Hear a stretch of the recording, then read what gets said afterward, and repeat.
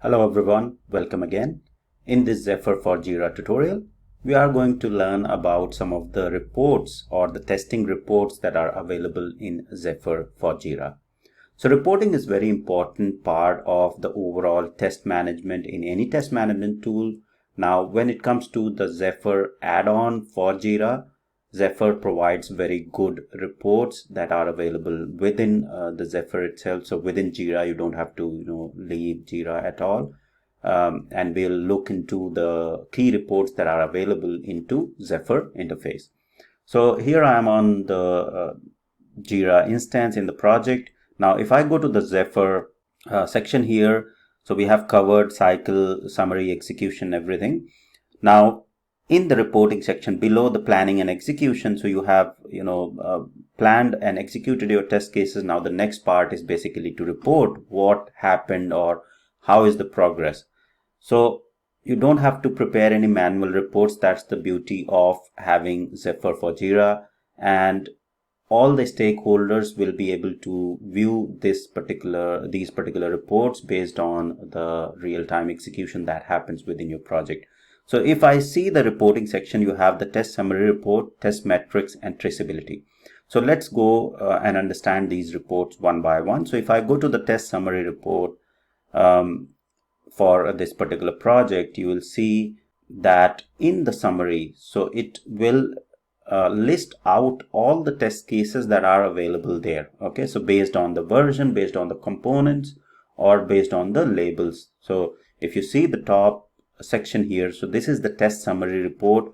What this report shows is it's the overall test cases that are available in this particular project. So there are total 11 test cases, and if you see the test cases by versions are being categorized here. So unscheduled 11, there aren't any test cases that are being tagged to this particular 1.1.50 version, so that is why it is showing as 0. The next section is the section where it shows the total unexecuted test cases, how many of the total test cases are unexecuted, how many of them got executed, right? So out of total 5 got executed, 6 are still 6 are executed and 5 are unexecuted. So this is the high level execution summary.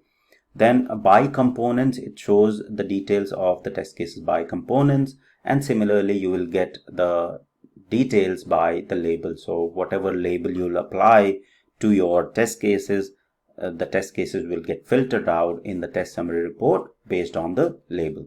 So this is very important report, and it gives you the overall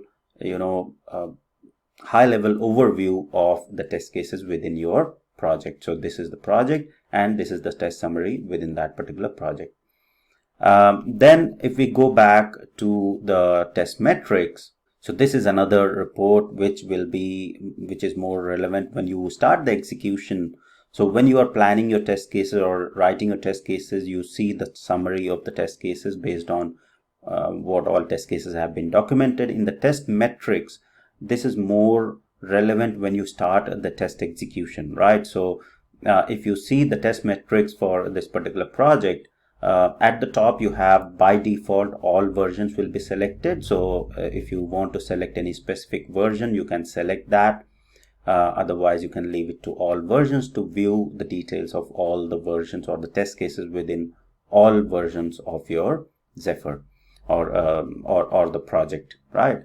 Then here you can select the duration, how or what detail or what is the duration of the test metrics that you want to look for. So it's 90 days. I'll leave it at as 90 days. And if auto refresh is switched on, then it will refresh the execution status automatically on this particular page as the execution happens. If it is turned off, then you have to manually refresh the execution every time if you want to look for the latest updated test metrics. So here in the first graph, if you see, so daily test execution progress will be shown here. So how your execution is progressing. So this is very important in the project. So say for example you are even if you are following the Scrum, so within Scrum in the sprint, you as a test person, you start writing the test cases or communicating with other team members and coming up with the test scenarios. And then once you get the working software or the build ready by the developer, you start executing the test case. So within the sprint, you will see how the test execution is progressing on a daily basis, how many of them are failed, blocked, passed, work in progress, etc. That you will get into the daily test execution progress report. So in the right hand side, this is the only day, the first day that I have executed these test cases, and this is the graph that will be available, the bar graph on a daily basis.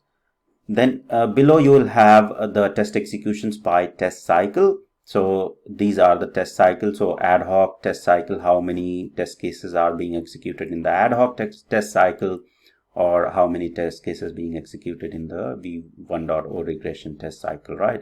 So based on the test cycle, if you select all versions here, it will give the test executions based on the test cycle.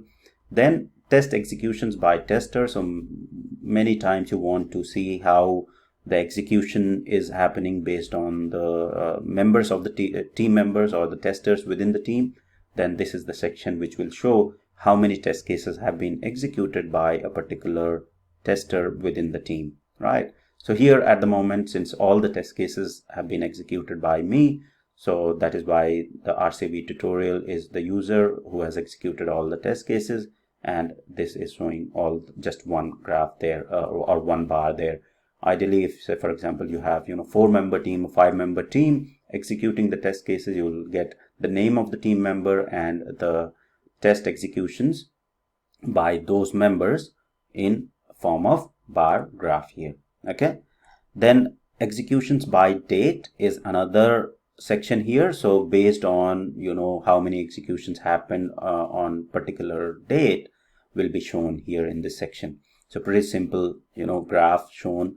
And then execution list will list out the detail of the test cycle, the ID, what is the execution status in the tabular format, which is very handy and easy to read out, right? So this is the test metric report and the test summary report. So these two reports are very, very important for you as if you are a test manager or a test lead and you want to basically share the details with the wider audience or the stakeholders, then you can use these test summary and test metrics reports directly. You can pass on the details of the reports, and these reports, if all the data is being updated properly by the team members within the testing team, you will get very recent and dynamic report out of Zephyr itself, and you don't have to manually create all those status reports and send the emails out to the relevant stakeholders, right? So this is the advantage of using the test summary and test metrics report within Zephyr for Jira. That's all for the report section or the reporting section in Zephyr for Jira. In the next tutorial, I'll cover about the traceability matrix, which is another very important report in Jira. So that's all for this particular tutorial. Hope it was helpful. Please do share and subscribe, and thank you for watching.